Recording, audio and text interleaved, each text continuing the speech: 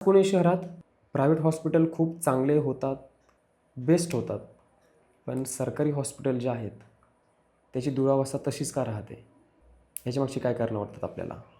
जेणेकरून या सगळ्या हॉस्पिटलला गव्हर्नमेंटकडनं एवढा भला मोठा निधी दिला जातो, चांगले चांगले डॉक्टर्स इथे बसवले जातात, मग पेशंटला सुविधा का नाही?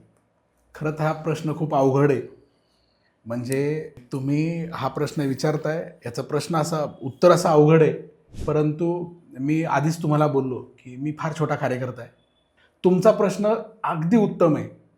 शासन पैसे खूप देते, हॉस्पिटल्स उभा करते आणि तिथे काम करायला पण डॉक्टर्स आहेत.